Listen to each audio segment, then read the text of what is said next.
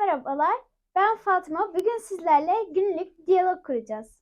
So today we're going to do some basic conversations in everyday life, right, Fatima? Right. So Fatima today will be my assistant. We will do a conversation. First, it will be like slow. Okay, Fatima, let's Okay. do a slow one. We will do the first one in the grocery shop. Okay, you're the customer. Okay, I'm the one who works in the grocery shop. So start, Fatima. Merhaba. Günaydın, efendim. Ekmek var mı? Var. Bir ekmek lütfen. Tabii. Bu ne? Salam mı? Salam değil, sucuk. Güzel mi? Çok güzel. 100 gram sucuk lütfen. Tabii efendim. Yeşil zeytin var mı? Yeşil zeytin yok. Siyah var. Peki 200 gram lütfen. Tamam efendim. Başka isteğiniz var mı? Yok, teşekkür ederim. Toplam ne kadar? 100 lira. Buyrun. Allah bereket versin. Bereketini gör. Teşekkür ederim. Rica ederim. İyi günler. İyi günler. So this was a short conversation, very short conversation in the grocery store. Now let's say it fast. Okay Fatima? Start. Merhaba. Günaydın efendim. Ekmek var mı? Var. Bir ekmek lütfen. Tabii. Bu ne? Salam mı? Salam değil, sucuk. Güzel mi? Çok güzel. 100 gram sucuk lütfen. Tabii efendim. Yeşil zeytin var mı? Yeşil zeytin yok, siyah var.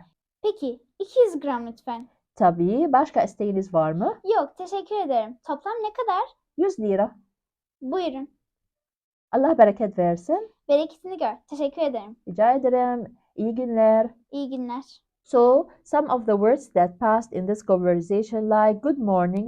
What is it, Fatima? Günaydın. For example, we have bread.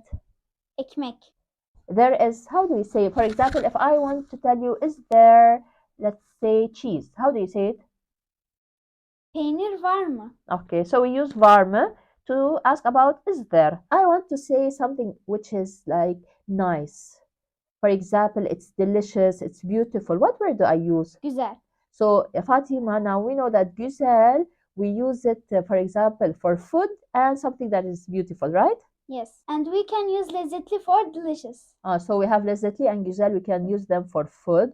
Okay, now last two words. We have in the conversation, we had something like the color of the olives. We have black olives and green olives. What is a black olive? The color? Siyah zeytin, yeşil zeytin. Tamam. Teşekkür ederim Fatima for being in this video. So let's see if you like these types of videos, we will do more. Let me know your comments and your questions, your recommendations in the comment section below. Bye Fatima. Bye. Görüşürüz. Görüşürüz.